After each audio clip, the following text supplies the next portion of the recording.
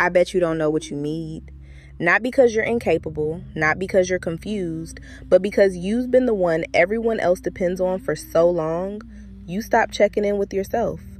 You're the one people call, the one who shows up, the one who anticipates, the one who handles it before anyone even has to ask. And somewhere in all of that, you stopped asking yourself what you need. Not because you didn't have needs, but because nobody ever made space for them. You weren't born disconnected from yourself.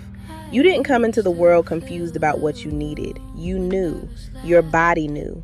You cried when you were uncomfortable. You reached when you wanted closeness. You pushed back when something didn't feel right. Your needs were clear. And then something happened.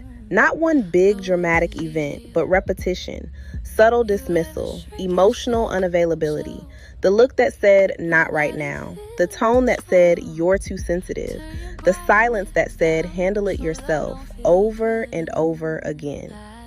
Until your nervous system made a decision. Needing doesn't work. Wanting doesn't move anything. Expressing doesn't change the outcome. So instead of fighting harder, you adapted. You stopped escalating. You stopped insisting. You stopped bringing the full version of your feelings to the table. And here's the part nobody names. You didn't just silence your needs. You disconnected from them. Because it hurts less to feel nothing than to repeatedly feel dismissed. So your body got strategic. It lowered the volume. And when the volume stays low long enough, you forget what your own signal sounds like. And the worst part, you felt guilty for the resentment. Because technically, no one forced you. No one told you not to speak. No one said you couldn't ask. You just stopped. So when that quiet anger showed up, when you felt unappreciated, unseen, taken for granted, you didn't blame the dynamic. You blamed yourself. You told yourself you were being dramatic. You told yourself you were expecting too much. You told yourself you should just be grateful. So now you weren't just disconnected, you were conflicted. Part of you was tired of carrying everything, and another part of you was ashamed for even feeling that way. So instead of expressing the resentment, you doubled down on being easy. You smiled, you handled it, you said, it's fine, while something inside you felt increasingly alone. And here's the psychological trap. The more you suppress a need, the more intense it becomes internally. But because you never practice saying it out loud, it comes out sideways. Irritation, withdrawal, emotional distance, fatigue that sleep doesn't fix. And still, if someone asked you what you needed, you'd say, I don't know. Not because there's nothing there, because you've layered guilt over access. What you call personality is often conditioning. You didn't wake up one day deciding to prioritize everyone else. Your nervous system learned it. When your needs didn't consistently land anywhere safe, your body adapted. It shifted its focus outward. Instead of asking, what do I feel? Your brain started asking, what's happening around me? Who's upset? Who's disappointed? Who's overwhelmed? Who needs something from me? That outward scan became automatic. And here's the part most people don't realize. The brain can't fully track inward and outward at the same time. So the more you scan the room, the less you scan yourself. That's not a weakness, that's wiring. When emotional safety isn't predictable, your system becomes vigilant. And vigilance feels productive. It feels responsible. It feels mature. But it's actually survival. Because if you can manage everyone else's state, maybe you won't feel that old familiar drop in your chest, that old familiar dismissal. So now, as an adult, you walk into rooms and instinctively adjust. Your tone shifts, your body shifts, your energy calibrates, and you don't even notice you're doing it. But you ask you to turn that awareness inward, that feels unfamiliar. Because you've trained your brain to gather external data, not internal truth. And after years of that, the internal signal doesn't feel strong. Not because it's gone, because it hasn't been prioritized. The hardest part about this pattern isn't productivity, it's loneliness. You can be in a relationship, you can have friends, you can have people who genuinely care about you and still feel emotionally alone. Because connection requires expression, and expression requires access, and access is the part you haven't practiced. So what happens instead? You show up strong. You show up capable. You show up as the one who understands. You listen, you validate, you support. But when it's your turn, you minimize. You soften your needs. You say, it's not a big deal. You say, I'll figure it out. You say, don't worry about it. And on the surface, everything looks healthy. But underneath that, you feel unseen. Not because no one cares, because you never let them see the unpolished version, the version that doesn't have it together, the version that needs reassurance without feeling embarrassed. So over time, something subtle happens. You start feeling like the emotional adult in every relationship, like you're the one holding the center. And when no one instinctively does that for you, it confirms the belief you've always carried. I guess I really don't need much.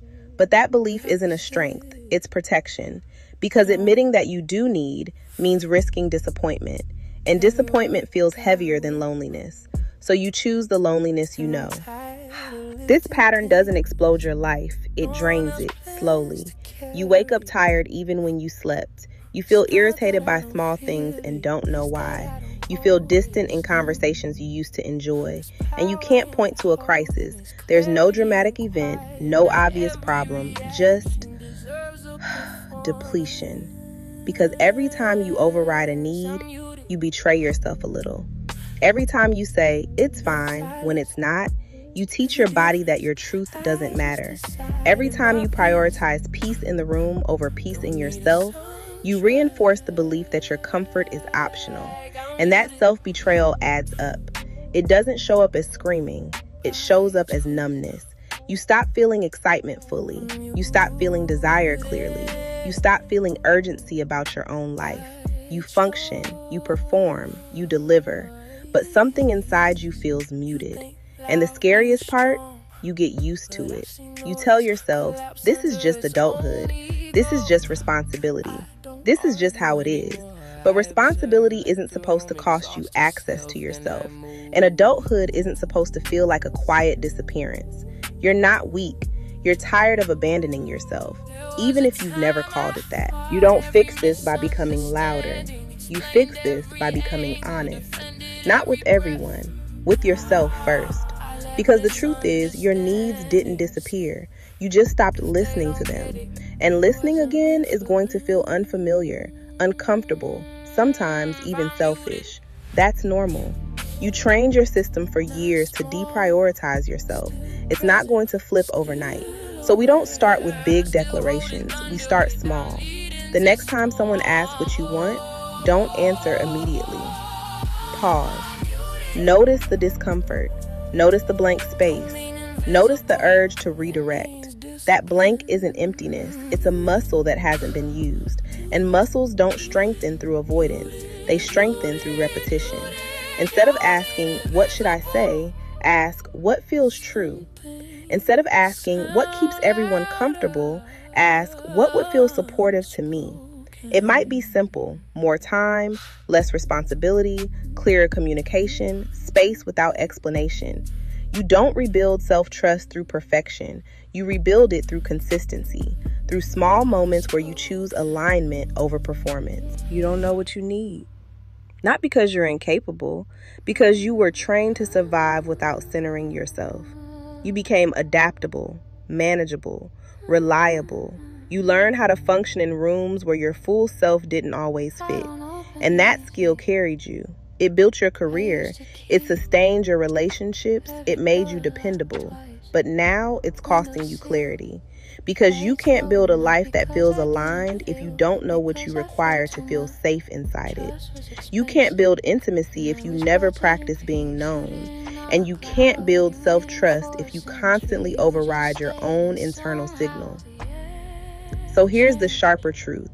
At some point, not knowing what you need stops being about what happened to you and starts being about what you're willing to face now. Because the question isn't just, what do I need? It's, am I willing to admit it?